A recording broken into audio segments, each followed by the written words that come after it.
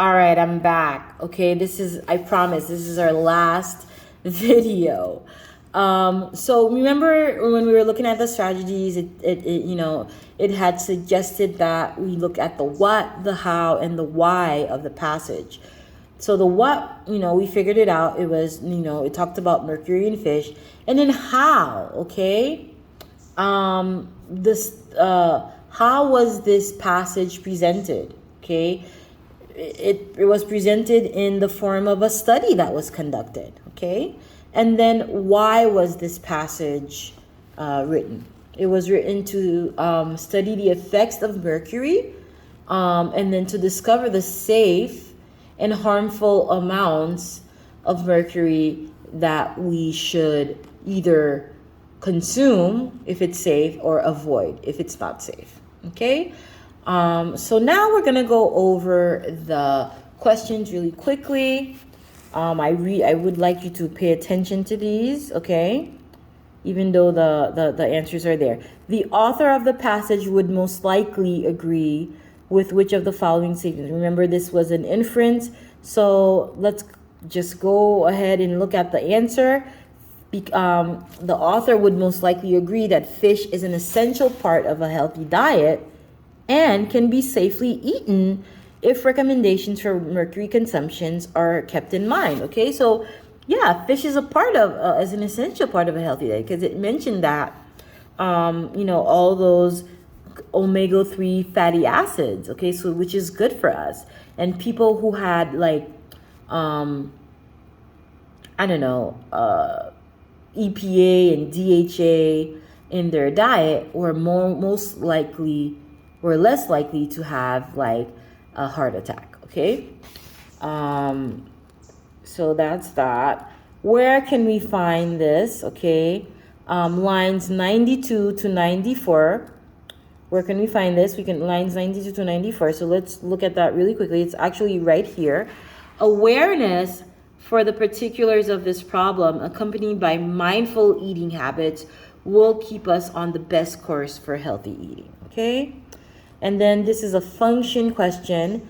In addition to the levels of mercury in a specific species of fish, people should also consider which of the following when determining a safe level of consumption. Okay, not only that, we need to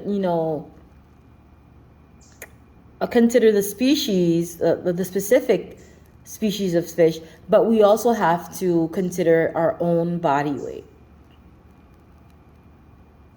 Alrighty. As used in line 21, concentration most nearly means. So let's go scoot over to line 21 really quickly. Okay, the concentration of mercury in the air from power plants is very low. So it is not immediately dangerous. So the concentration of mercury in the air, okay? So, So here, concentration most nearly means the density, okay? It's not focus, it's not application, it's not a word, the density. Here's another inference question. The passage most strongly suggests which of the following statements is accurate? That it is not possible to completely avoid environmental exposure to mercury. We saw that as we were reading that, okay? Command of evidence, where did we find that? So in line 4 to 6.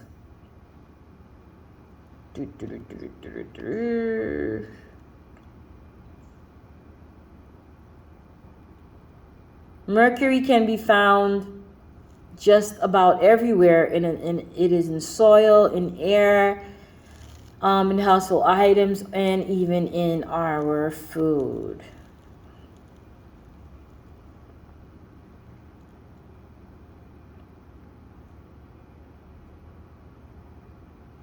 Because it's everywhere, so it's hard for us to avoid it, okay? Number 51, the main purpose is a global question of paragraph 3 is to explain how the largest fish accumulate the great amounts of mercury. So we saw that. the little fish, they absorb the mercury, and then we have those big predators, okay, that eat up the little fish. And then it also mentioned about that word, that term, what's it called? Something about accumulation, bioaccumulation, okay? Alrighty. Number 52. Which of the following pieces of evidence would most strengthen the author's line of reasoning? Okay. So more examples in paragraph 5 of how many microorganisms. More examples in paragraph 5 of how many micrograms of mercury people of different weights would eat. So it gave those examples, okay? Here's a vocab question. Particulars, as used in line 92. Particulars most nearly means. So, where's line 92? Awareness of the particulars of this problem, accompanied by a mindful eating habits, will keep us on the best course for healthy eating. Okay, awareness of the particulars of this problem. So let's go back. So particulars means the specific details, okay, the specifics. And lastly, this is our last number, okay, the graph question. Based on the information in the passage and the graphic, which of the following statements is true? So we had seen in the strategies that there are two kinds of graph questions. A graph question that talks that where you can just go to the graph and answer the question without really consulting the passage, and then there's another graph that you would have to consult the passage with. So this is one of those questions. Based on the information in the passage and the graphic, which of the following statements, okay, is true? Let's look at the graph, okay? We have to learn how to read a graph, which is very important. We had seen that in the strategies. We have to look at the titles of each column, okay? So there are this different species, Alaskan pollock, Atlantic haddock, Atlantic herring, etc. And then we have the next column is the average range in grams, okay?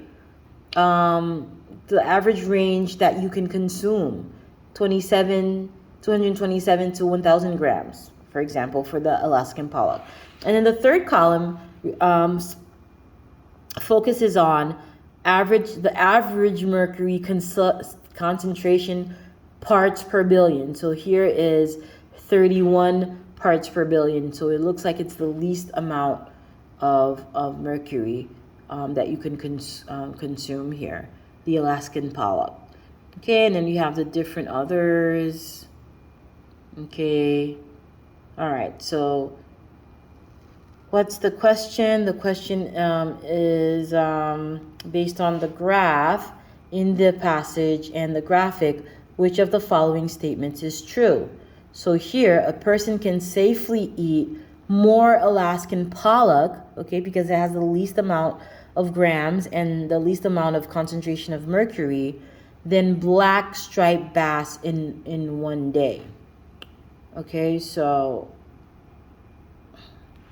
here is black striped bass. This has about between 6,820 grams to 15,900 grams, and it has about 152 billion. This is not the most, but remember there's, an amount that we have to keep in mind when consuming mercury in fish. Okay, guys, there you have it. So I will be posting two assignments, two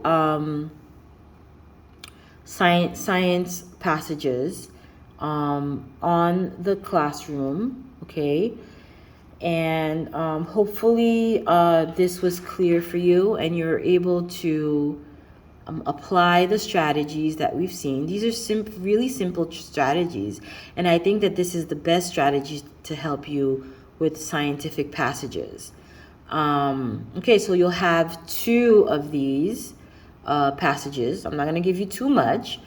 I know it's a long weekend, so do your thing. Okay, so I did my part. Please do your part.